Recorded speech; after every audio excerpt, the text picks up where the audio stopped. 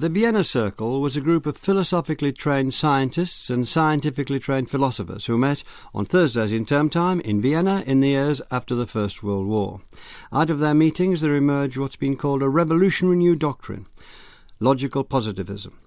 It rejected great swathes of early philosophy, from meditations on the existence of God to declarations on the nature of history, as utterly meaningless.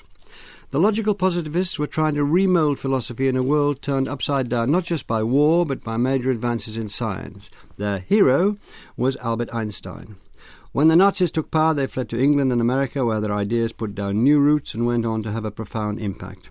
With me to discuss logical positivism are Barry Smith, Professor of Philosophy at the Institute of Philosophy at the University of London, Nancy Cartwright, Professor of Philosophy at the London School of Economics and the University of California, and Thomas Ubel, Professor of Philosophy at Manchester University. Barry Smith, what's the basic idea at the core of logical positivism? How radical was it?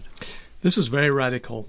Here we have the Vienna Circle, very impressed by science, by developments in logic and mathematics, especially developments in physics, say, but they're also very depressed by the lamentable state of philosophy. You have competing philosophies, metaphysical views about the nature of reality, the ultimate nature of things, and these views are locked into a pointless dispute where you can't see how to make any progress. Now, the positivists in the Vienna Circle think we've got to give philosophy a new job. It has to contribute to the advance of knowledge in the same way science and logic can contribute.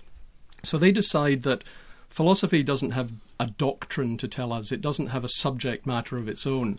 Philosophy becomes a method. It's a way of analysing the statements and the logical structure of theories. It's a way of deciding which statements are statements of science that are factual, meaningful, can be tested, and contrasting that with statements in logic and mathematics, which are true not because we test them, but because they're true by definition. 2 + 2 = 4 follows from the meanings of the words that we use. Now, this new method makes philosophy largely about demarcating meaningful talk, which can be rigorously tested, from the meaningless talk of metaphysics, which had pretensions to describe some sublime set of facts, some transcendental reality beyond the ordinary. Now, this critique now becomes a critique of language and no longer, as it was with Kant, a critique of pure reason. Well, that's an excellent overview. Can we just go back a little bit and tell us some of the people involved? How did they get together? Did they discover that they had? Well, obviously they discovered they had this notion in common. Yes. So the beginning of the movement is really when, in 1922, Morris Schlick is appointed to Ernst Mach's chair in Vienna, and he gathers around him a set of scientists and mathematicians and philosophers, very scientifically minded philosophers. And these are people who are ambitious. They want to make progress. They want to see how they can make a genuine contribution to the exciting ideas that are going on around them in physics, in logic and mathematics. They're impressed with Russell and Frege's attempt to reduce mathematics to logic. They're impressed with the new physics of Einstein. And they say, these are people who are telling us something we need to know.